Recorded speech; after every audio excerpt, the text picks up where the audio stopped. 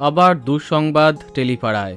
Bangla cinema web সিরিজের বেশ জনপ্রিয় নাম অঙ্গনা রায়। সম্প্রতি স্টার জলসার জনপ্রিয় ধারাবাহিক তুমি আশেপাশে থাকলের মাধ্যমে ডেবিউ করেছিলেন টিভির পর্দায়। ধারাবাহিকের প্রথম ঝলক বেশ মন কাড়ে দর্শকের।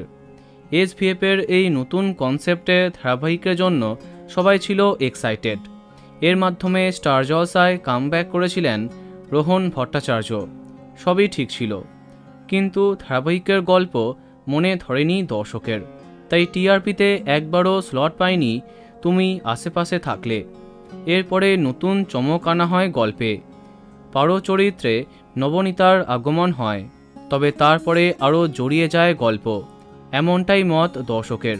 ফলে টিআরপিতে উন্নতি হয়নি। অবশেষে যেমনটা আগেই তোমাদের জানিয়েছিলাম, রাত 8টায় আসছে নতুন আপকামিং ধারাবাহিক উড়ান। আগামী 27শে মে থেকে রাত 8টায় দেখা যাবে উড়ান।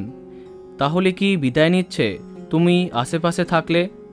জানা যাচ্ছে এক্ষুনি শেষ না করে আপাতত সময় পরিবর্তন করা হচ্ছে ধারাবাহিকের। তবে সময় বদলের পরে টিআরপি যে আরও কমে যাবে তা বলা বাহুল্য।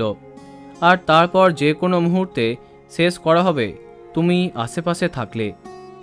তো বন্ধুরা, এ বিষয়ে তোমার কি মন্তব্য কমেন্টে জানাতে পারো। ভিডিওটি লাইক এবং শেয়ার করো। এই রকম আরও অনেক ভিডিও পেতে সাবস্ক্রাইব করো কারেন্ট পজ। ধন্যবাদ।